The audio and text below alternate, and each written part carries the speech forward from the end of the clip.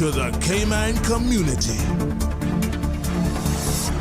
Welcome to another episode of Money Sense, brought to you by the CFA Cayman Islands Society. I'm here with Leon Alkalai, who is the founder and CEO of Mandala, and also a speaker at the CFA Investment Forum, where the topic is Futurology, What's in the Mix? And I'm especially fascinated to hear about your story. For those listening, Leon was 32 years at the Jet Propulsion Laboratory in California and has started, I guess, somewhat recently, a company called Mandala, which is in the process of commercializing a wide variety of technologies for space.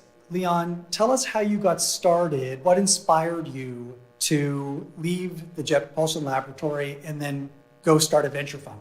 Well, first, thank you for having me here. It's been a wonderful day, and it's a real pleasure to come here. It's my first time on the islands, the Cayman Islands, and I'm so impressed with everything I've seen so far.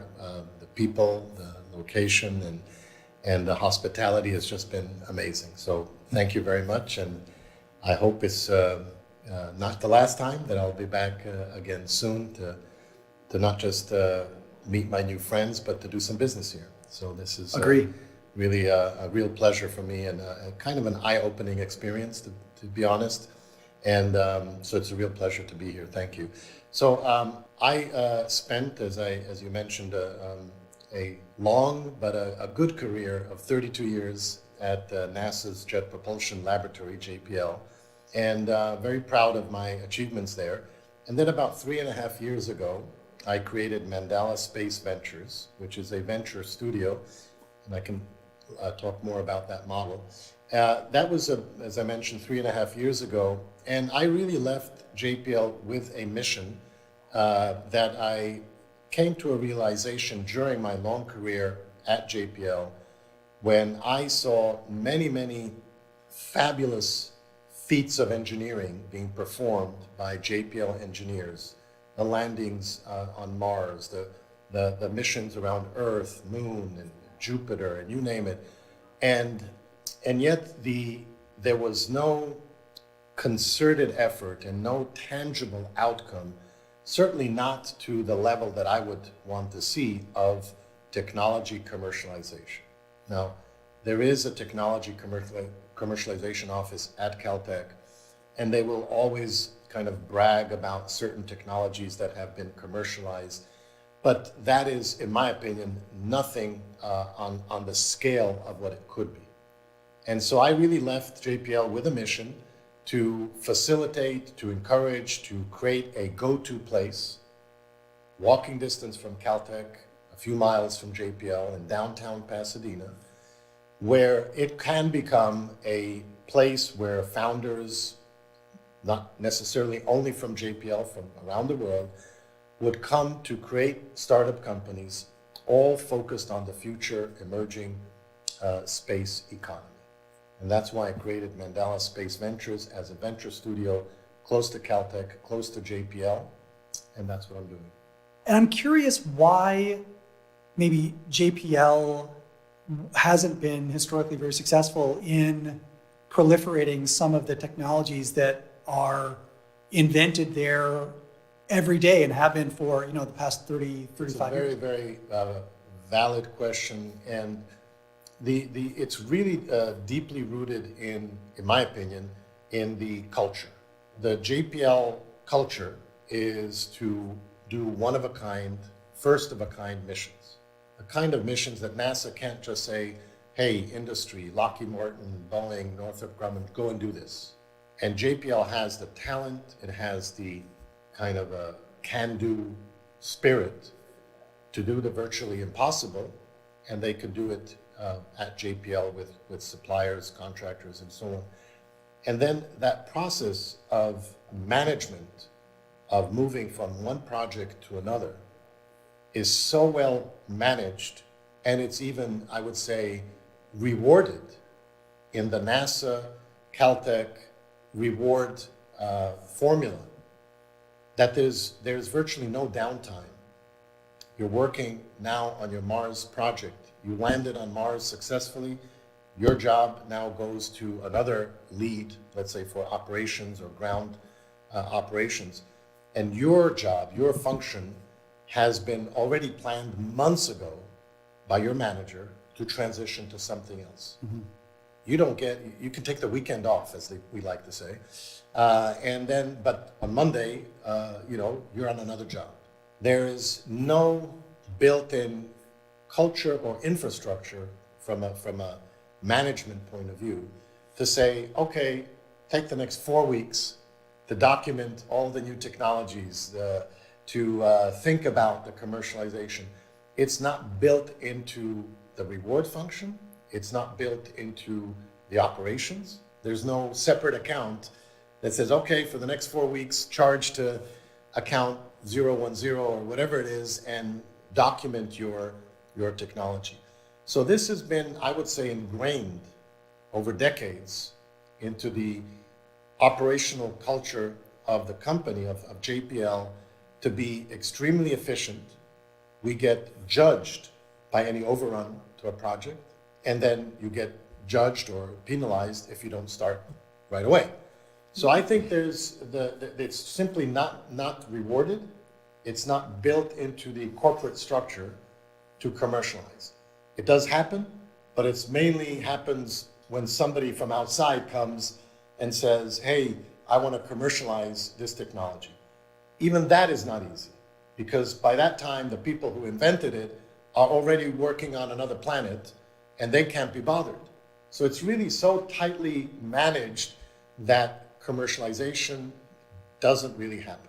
And so how is Mandala hoping to affect some change within JPL and within the other network of organizations that are innovating in this space to facilitate commercialization? So it's not easy.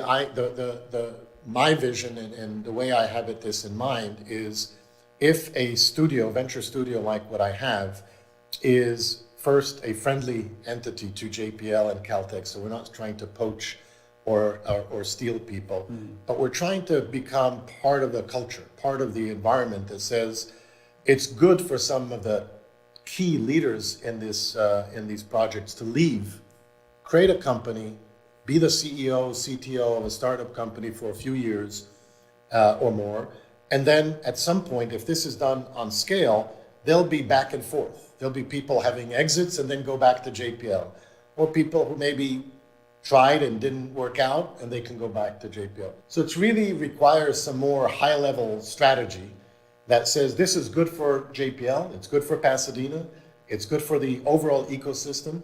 And moreover, even JPL this year had layoffs. In March of this year, there were about 800 people who were made redundant. There were layoffs.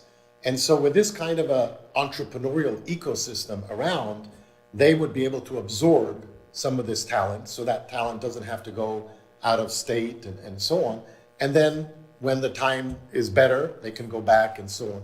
So I believe in more, let's say, doing this organically and providing more of a ecosystem for these startups to get created, both by people leaving and wanting to do it, and then JPL being friendly to say this is good for their career.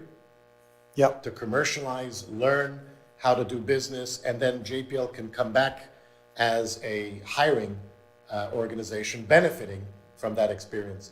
It's more of a long-term play, and that's kind of what I believe in. No, I think that makes a lot of sense.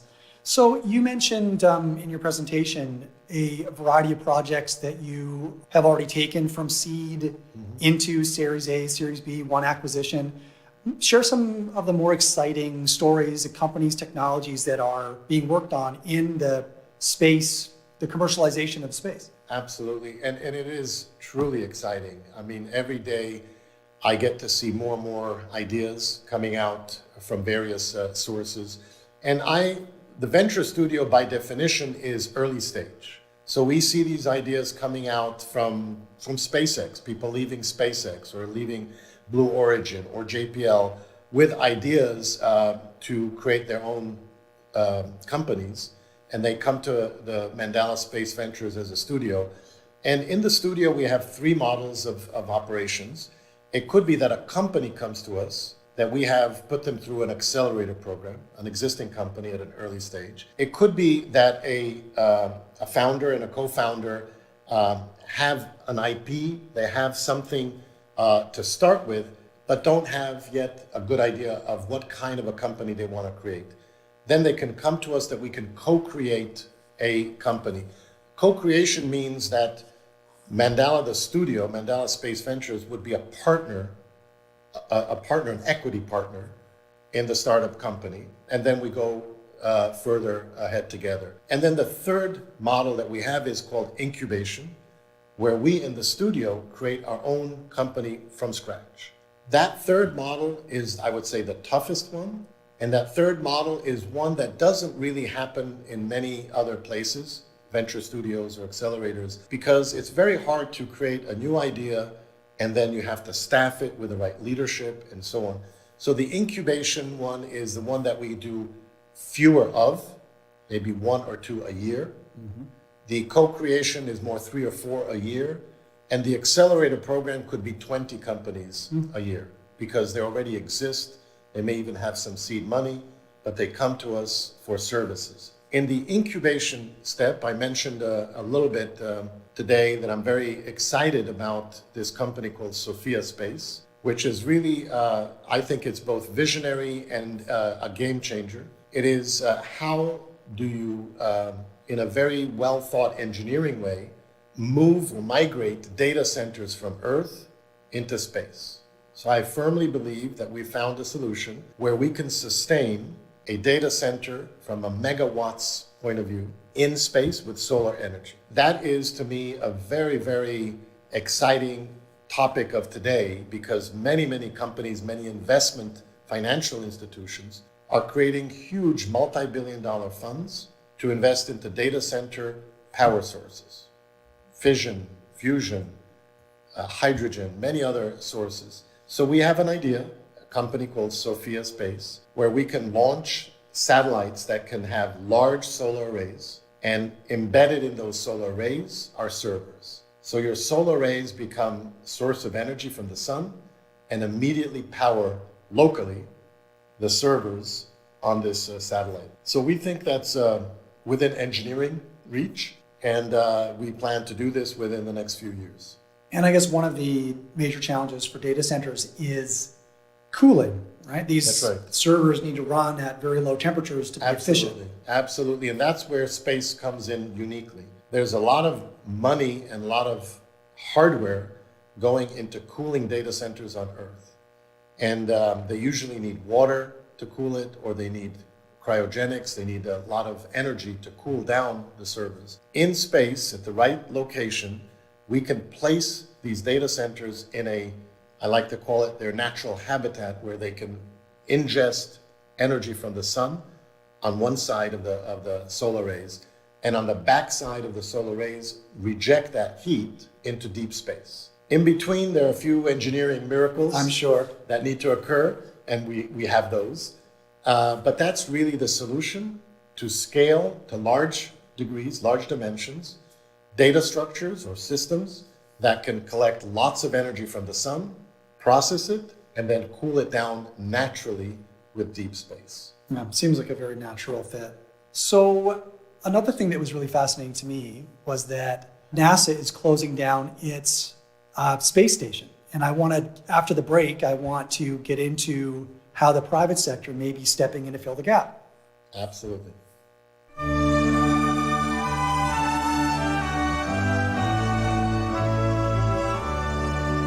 May you have the gladness of Christmas, which is hope, the spirit of Christmas, which is peace, the heart of Christmas, which is love.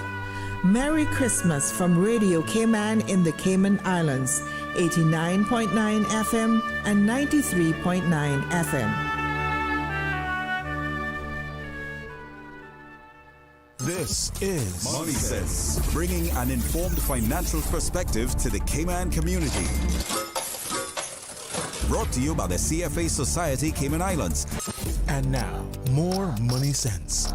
All right, we're back with Dr. Leon Alkalai, and we're talking about his venture firm, Mandala, of which he is the founder and CEO. And by way of background for listeners who are just joining us, Dr. Alkalai spent 32 years at the Jet Propulsion Laboratory building many of the most advanced and exciting, lunar rovers and devices that explore other planets in the solar system.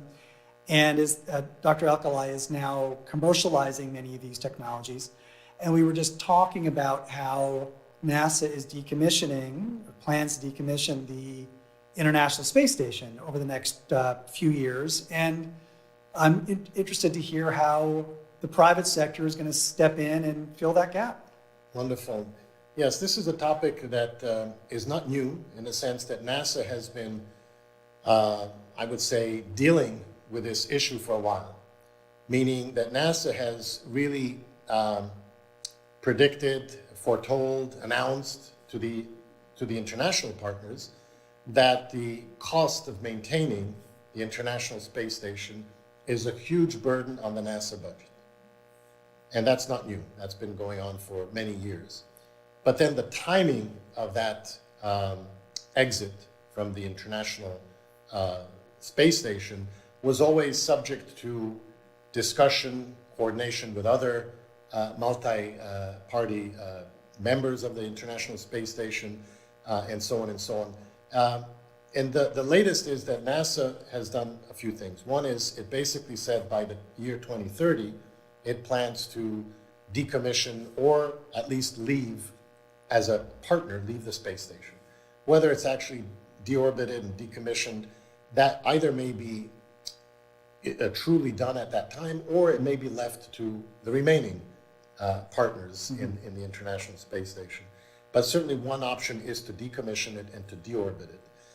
What you don't want to do is to leave in lower Earth orbit a huge structure that is old and that will not last long, and then you don't have the control of deorbiting it safely into the atmosphere. So now that's the beyond that point, NASA has already issued multiple contracts in what is called commercial LEO destination programs, where NASA has issued contracts, pretty large contracts, to multiple U.S. entities that NASA is funding to develop the detailed plans for a commercial private space station where NASA will then become a tenant. So NASA is planning to take that $3 billion or whatever it was allocation for the space station, which is a very high price to maintain, and say, okay, we're going to finance and fund the commercial industry to do this, and then we'll rent space from those commercial stations at whatever negotiated price they can, but it would certainly be less than $3 billion a year because they won't have to maintain and so on. And that really, to me, is not only, it's smart, it is good for the taxpayers, it's good for the U.S. industry, it's good for NASA. So NASA has, in many ways, I'm very proud to say that NASA has been on this path of commercialization and stimulating the U.S. industry for over a decade now.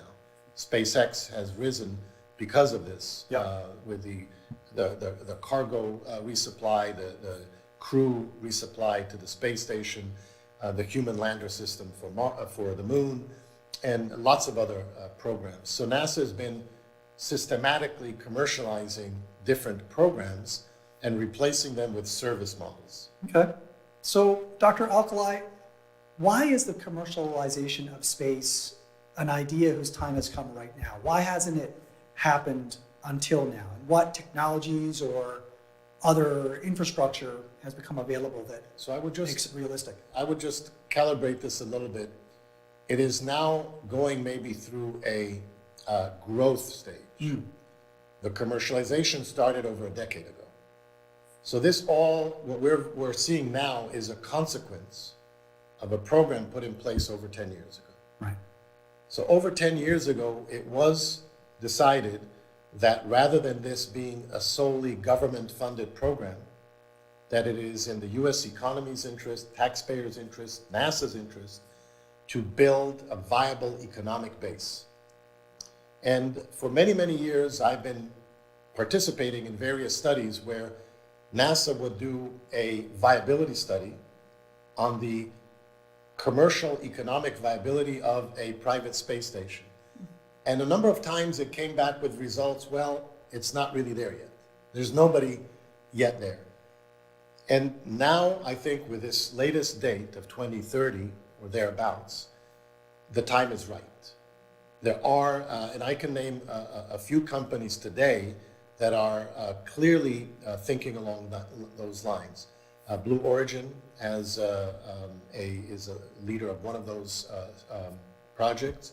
There's Axiom Space, there's Voyager, and then there's VAST. VAST is kind of the latest company, I would say. They're in Long Beach, and they are a really up-and-coming company. They're building a private space station to be launched within the next couple of years. First, a single module, then multiple modules, and so on. So I would say in 2030, it is very, very highly likely that we will have at least, I would say, 4 companies, all providing commercial real estate in lower Earth orbit. And you can just dream away tourism, education, manufacturing, sovereign nations training astronauts. I think the business case is a very strong one. And then you have NASA. NASA will be an anchor tenant in most probably most of these. And so I think the business case is very strong. And it's not just NASA either. It's other governments from around the world and their own programs that are Absolutely. investing. Just so you know, each one of these companies that I listed already have international treaties. Axiom has, VAST has, to provide real estate on their private space stations for the European Union, European Space Agency, and many others. So in this regards, I think certainly the US companies are leading. And your Mandela, your program is also working with Canada and the UK on some initiatives? Yes, absolutely. Very proud of that. So this year, 2024, I'm very proud to say that we've implemented 2 programs, one in the spring and one in the fall, specifically for the governments of Canada and the UK. And these were contracts. So the Canadian government paid Mandela Space Ventures, and so did the UK Space Agency, explicitly to bring the ecosystem, space ecosystems of Canada and the UK to Southern California. So we put in place an 8-week program. 7 weeks were virtual. And then the last week was in person with a Shark Tank-like pitch day in El Segundo or at Caltech. And I'm very excited that we hope to have a few more next year. We're currently talking to the Australian ecosystem as well as New Zealand. We're talking to a few others as well. So just in closing, I think it'd be really neat for you to sort of paint a picture of what people might expect to be happening in space in the next 5 to 10 years, a lot sooner than I think many people might have expected. Yes, so what I'm observing right now is really a building up of momentum from an investment point of view. Startup companies are, I would say the nice outcome here is that you have founders, young founders, leaving places like SpaceX, Blue Origin, JPL, with a critical level of experience, but they're also entrepreneurs. They want to do the bold, new things in space. So there's a new spirit, I would say, and a new period of investment opportunities. And I will just name a few. You asked me earlier some of the companies we invested in. We did invest in a company called Varda that is doing manufacturing in space, primarily pharmaceuticals, biopharma in space. We invested in a company called Radian Aerospace, which is building a space plane. And we invested in a company called Stoke that is doing reusable upper stage launch vehicles, Lunar Outpost, which is doing rovers on the moon. We've invested in Continuum Space, which is a software as a service platform, Link Global, which is a satellite to cell phone coverage company. We had one company acquired, Adranos was acquired by Anduril, and so lots of stuff going on. And for those people who want to get involved in our last minute, what are some great ways to be able to get involved in this new, space energy that's coalescing? Yeah, so my company, MandalaSpaceVentures.com, if you just look at the website, you'll see how to reach me and how to get engaged. This is primarily we're trying to reach early stage founders or companies that are in the seed, pre-seed, seed, Series A stage of their life cycle. So if you are excited about space, if you're excited to be an entrepreneur in space, definitely feel free to reach out to me through the website. Yeah, that's extremely exciting. What an amazing time to be alive and working in this industry. Thank you very much. Dr. Alkalai, thank you so much for stopping by and sharing what you're up to. Thank you. Thank you for your hospitality, and it's a pleasure to be here.